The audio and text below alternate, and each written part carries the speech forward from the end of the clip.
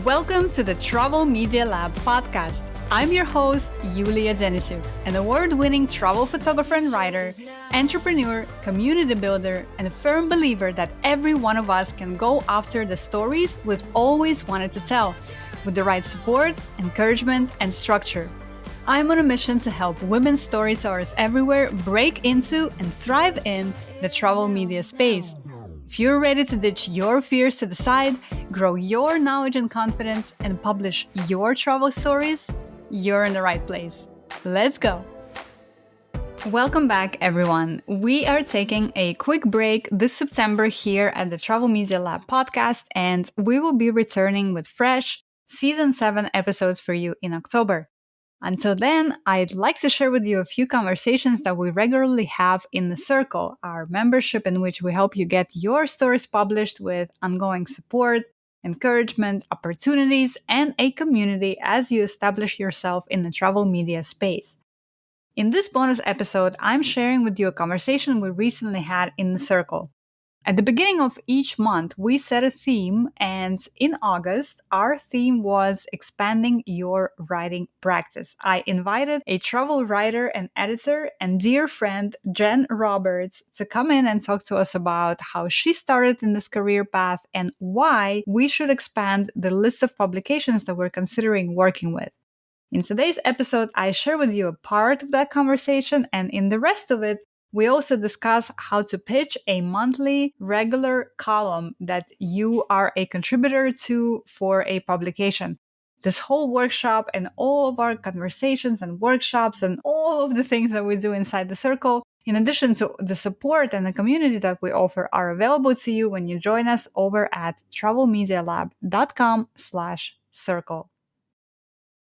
And before we get started, I want to share with you a super exciting announcement. This October, we're inviting travel writer Jessica Poitevien to run a series of travel writing workshops inside the Circle. We're calling the series The Anatomy of a Travel Story, and in it, Jessica is going to take you through the whole process, from generating ideas and pitching to interviewing and gathering your sources to developing your story structure and writing your article. Jessica has written for Travel and Leisure, Condé Nast Traveler, National Geographic, Photos Travel, and many more, and I'm so excited to learn from her this October. Now, let me tell you a little bit more about how the workshops will look like. We'll have a total of 3 one-hour workshops on Monday, October 3rd, October 17th, and October 24th. The workshops are free for our Circle members, and if you join us at our Imagine level, which is just $27 a month, you'll be able to get the audio recording of all the workshops. Now, if you want to attend the live call, if you want to interact with Jessica, if you want to ask her questions, then you can join us at our Rise or Soar levels, and at those 2 levels, you will have live access to the workshops and the opportunity to get your pitch critiqued by Jessica. Again, the first workshop will run on Monday, October 3rd. So if you join anytime before that, you'll be able to learn alongside Jessica and get her amazing expertise and experience. Get more information about this at travelmedialab.com/circle, and I hope to see you inside. All right, now let's get into this episode. All right. Well, welcome everyone to our monthly workshop that we do at the beginning of the month in the Circle. And I'm so happy to see so many amazing members of ours joining. And by the way, welcome Katie. Katie's our new member. She just joined recently. Welcome, Katie. It's so wonderful to have you join us, and look forward to getting to know you on our next call, which is our sort of pitch brainstorm call that we have in a few weeks. And of course, hi Jolene, Barbie, Katie, Kat, Susan, Hannah. So good to see everyone. So today we have Jen Roberts with us, who is a incredible friend, but also an amazing travel writer. And Jen and I recently reconnected because we knew each other several years ago when we were both in St. Louis. And at that time, neither of us was a travel writer, but we connected because of our love of storytelling, of traveling. And we, in fact, met at Susan Gilbert's talk. She was giving a talk. Liz Gilbert. Yeah. Oh, Eat, oh Pray, my God. Love. Liz Gilbert. Yeah. Like, what? Of course, Liz Gilbert. How cliche. That's where we met. I know. It defined our relationship, right? It did. And then we sort of, I left St. Louis, and after some time, Jen left St. Louis too. And, we were keeping in touch, but we recently reconnected in Chicago, and Jen since has become a travel writer, and I have since become a travel writer and photographer as well. And so when we reconnected and had a conversation, I just immediately thought she needs to come and talk to you, friends, because not only she's an accomplished writer, but she was giving me so many fresh ideas that even I started thinking differently about the way I should be approaching my writing practice. So I thought we need to have Jen come and talk to our members and share her secrets with us, and also give you guys an opportunity to ask her questions about her wonderful experience of being in this career path. So without further ado, Jen, it's so amazing to have you. Thank you so much for your time coming today. Yeah, thanks for having me. So do you want me to just begin on how I started writing? Yeah, let's get into it. Yeah. Okay. So I never ever set out to be a travel writer. I will start with that. So fresh out of grad school, I have a bachelor's and a master's in literature. And my first job out of college was at a university, a pharmacy school of all places. And I was interviewed by a woman who was going to write like a staff newsletter. And I didn't know the woman from anyone. It turns out she's like the most prolific writer in St. Louis and has won like national awards at this point in New York for her writing because she's amazing. But she interviewed me for a staff newsletter. And when she learned I had a master's in literature, she said, "Why don't you write?" And I said, "I don't know. I've never thought to write." She's like, "You should write." I'm like, "Okay, why not?" So she started me with like a newsletter. And then, I learned to write from her. I was really, really fortunate that she edited my work, and she edited it in a really tough way. And then she kind of moved me to the alumni magazine. And then she left the university because she shouldn't have been there in the first place in the role that she was in because she's too great of a writer. And then she became the editor of St. Louis Magazine, took me with her, and I had a column there. And then she didn't like that because she just likes to write, and she stepped down. And so I wrote for her. I wrote for the magazine for a couple of years, way back in like 2003, 2004. Then I pursued a PhD. So I completely I had to stop writing because I had a big project, a dissertation that I had to do. But I've always loved to travel. Like travel is the piece here for me. I love being in other cultures and exploring and learning and like really deep diving in. And so I say that I never set out to be a travel writer, but everything I've done in my career has been so I can travel. So when I worked on my PhD, I am like, well, I'm going to study comparative education because then they have to give me money to go travel. So I spent time in India. I studied girls' education, and I did it in the rural villages of India where there's no electricity. I did it in the slums of Mumbai. I spent time in Cambodia. I was really drawn to Asia at this point. Now it's Latin America. That's another story. But so all of my work, everything I did as an academic, I traveled for. I traveled to conferences. I traveled. And ultimately, you think you know what your dream job is. And I got into academia, and I just realized I didn't love it. And I loved the rich storytelling that came from doing qualitative research, because qualitative research is where I would go into communities and you spend an extended period of time and you're taught to observe and pay attention to details and pay attention to artifacts that exist, right? You can learn a lot about a context of a place by looking at meeting notes or things that are on bulletin boards or things, you just really pay attention to your environment and everything you have access to. And then interviewing is a huge piece of that work. So I didn't realize it at the time, but I was really laying brilliant foundation for when I decided to leave and just pursue writing full time. So for me, I've always been a single parent and I have 2 kids. So when I decided that I wanted to leave academia, it wasn't with the goal to be a travel writer. It was the goal to obtain enough work so I could quit my job and still support my kids and travel. I wanted to be remote. And so for me, the person I knew to reach out to was the woman who started me writing years ago. And so it was in 2016. This is how quick like a network can work. 2016, I sent Jeanette, her name's Jeanette Cooperman. You can look her up. She's amazing. She's an essayist now, but I sent her a message and I said, hey, I would like to start writing again. How might I do that? I just wanted her advice. And she's like, oh, okay. And she just, because she is who she is, she sent an email and within 30 minutes, I had a weekly column. That's luck. But, it was a weekly column and it was a family column and I didn't want to write family pieces. And the articles paid $35. But I wrote those family articles. I wrote every single week for my $35. And then it just kind of.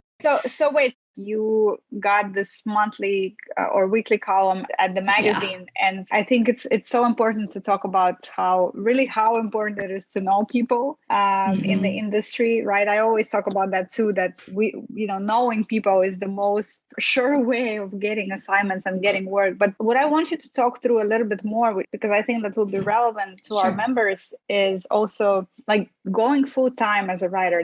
That's a challenge. That's challenging. That's scary and challenging. So how did you manage that? Was it that you relied on that month on that weekly column, or how did you approach? Well, that grew obviously. So, I started with a column. I did that. Well, I did that for a while until I had enough work from the magazine. It's just been a process of trading off for me, right? So I started with this family weekly column with no enjoyment, if I'm honest, just I was doing it to do it, and occasionally I could put my own spin on it. Like I remember I wrote an article on like how to introduce your kids to other cultures in St. Louis. And, I was always trying to find me within that family column. And art and social issues. And so I was always trying to find ways and travel and other cultures and immigration and refugee issues in the States. That's always where I have found myself. So it all relates to travel, but I never said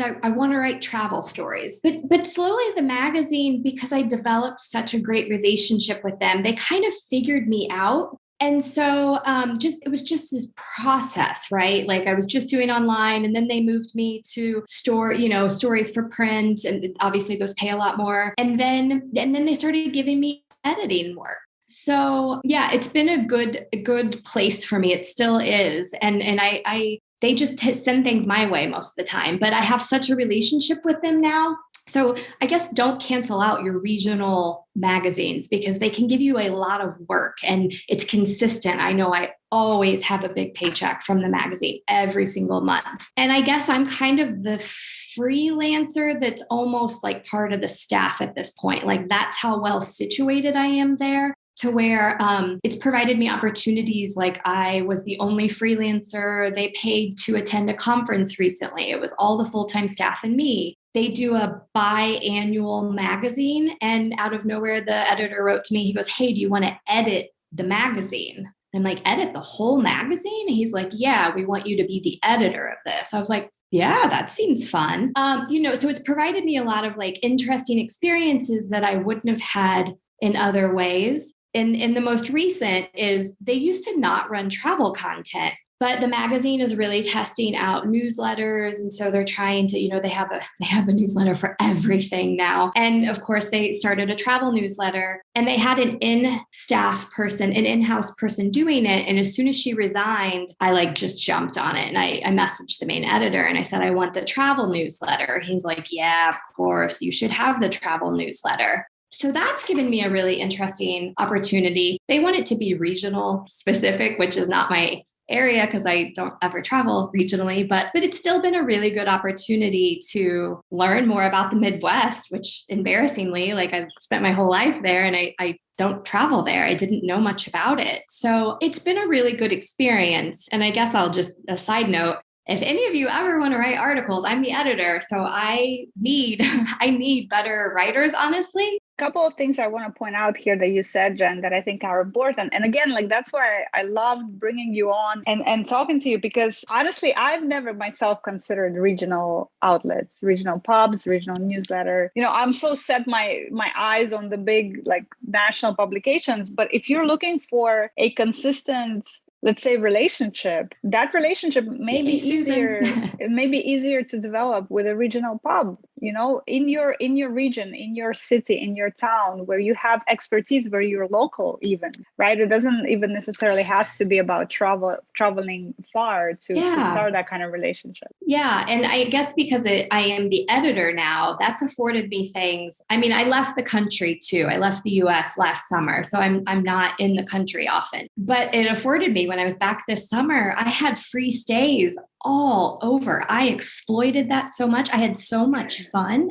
Just like going to I went to Indianapolis, Nashville, Chicago. And so it was it's been a really good opportunity and an unexpected one. How long would you say it took you to develop that relationship with that magazine and to get to a point where you are now, where you're getting assignments, you're editing their biannual issue? Like it seems like it's a great relationship that you guys are having. So like how long would you say it has taken you? I mean, I started writing for print very quickly, like almost immediately. They started assigning me things. But 2016, I started writing. I would say probably like 2019, like I was really situated in the magazine. But then I guess don't overlook regional. It's not that I have my heart set on continuing to write in regional. I honestly want to shift, but I have so much work right now that's paying my bills that it's been a slow shift. I am starting to drop off things and say no so that I can pursue other things. But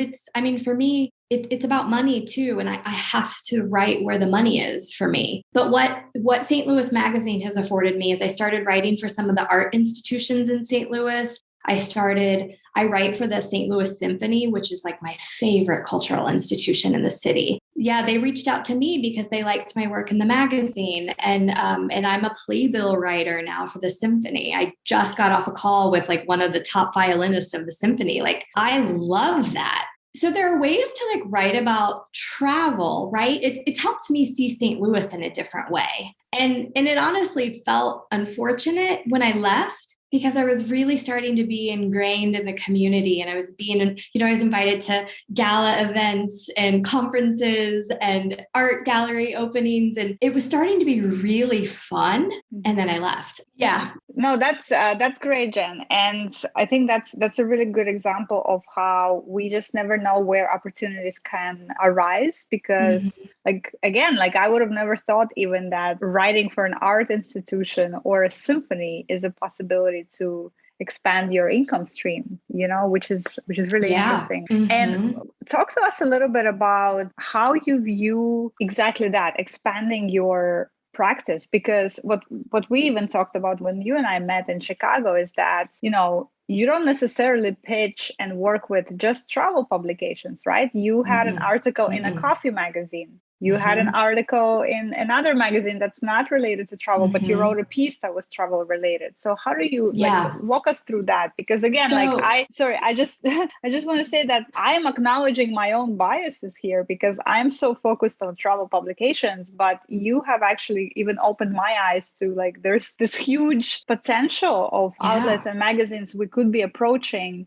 with travel stories that are not travel publications specifically. And that's to me just like a gold mine, to be honest, that we need to be looking at. And so, when I was in Mexico City, which is kind of where I'm based, if I'm based anywhere, I spend the most time there right now. I'm trying to find a home right now, but I'm really interested in coffee and coffee production. And so I found this coffee company that's doing this really incredible work. And I wrote to them and asked if I could interview them and write about them. And, they agreed. And so I did this story, that talks about the coffee shop, but also talks about its connection with farmers in the field and how they really support the work being done in these coffee fincas throughout Mexico. And it could have been a story for a travel publication. There are lots of coffee stories in travel publications. But it didn't even really dawn on me. I went for the coffee publication. I wanted to kind of like establish myself as a coffee writer. And, and it was I pitched it and he wrote back and he's like, yeah, this is exactly what we want. And I'm like, oh, okay. And similarly, there's an artist. I'm always drawn to the social issues. If you look at my work, I love social issues. I love equality and I love like connecting. I think like stories have such a power to like connect people. And so there's an artist who now is a good friend of mine in Mexico City, and he created these sculptures that he put along the migrant trail in Mexico. And they're coyotes, right? Symbolic of the coyotes that run migrants through Mexico. And he stamped them with information that migrants would need for their journey through Mexico, because he found like in his volunteer work that the migrants didn't know all the resources that were available to them. And I just love the story so much. And so I interviewed him and I wrote that and I pitched it to an art publication. So I think like the beauty of travel is you can find what you love about it, right? Like if you love food or if you love art or if you love, for me, like the social and that human side of it, that's what really drives me.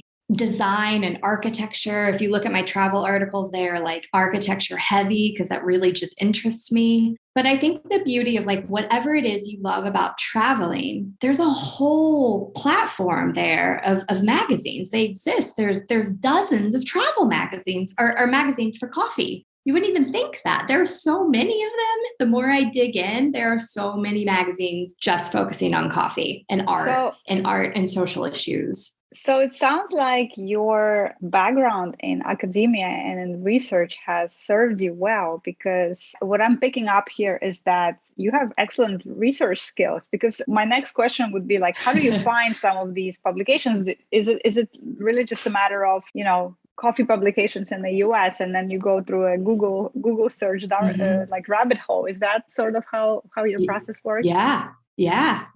Google search. Instagram, you can learn so much on Instagram. Like you can find everyone you need to find on Instagram. It's amazing, isn't it? But yeah, Google searches and then, you go to Instagram and you kind of look to see who other people are following in a very stalker kind of way. And it kind of leads you where you need to go. Similarly, I'm in Honduras because I'm working on a book project on coffee now. I'm actually pursuing a book. And I found all my participants on Instagram. So it was going to some of these organizations that support women coffee farmers. And I started going through all of the pictures and I found almost all of the people I'm interviewing, the people I'm meeting, the people I'm spending time with on Instagram. So that's amazing. And yeah, like I said, it's just so refreshing for me to see how expansive your view of potential stories, potential publications, reaching out to people, how expansive that is. And,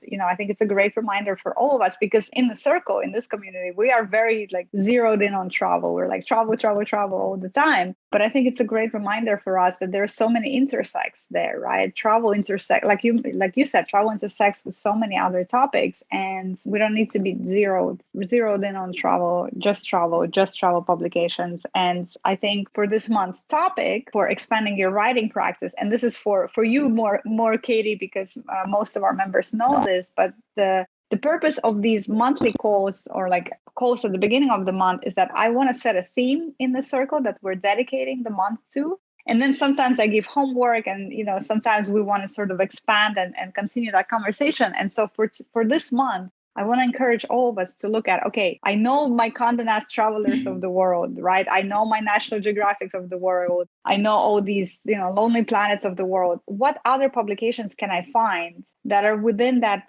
intersection of my curiosities, my passions, my interests, and travel that I can pitch to this month? And so, when we post this call recording in the group, I will outline this homework, this challenge more specifically. But I do want us to push ourselves to look at, okay, what other publication can I pitch to this month that is not a travel publication? Because I think that's just such an excellent way to start expanding your practice, which, you've done such a great job of.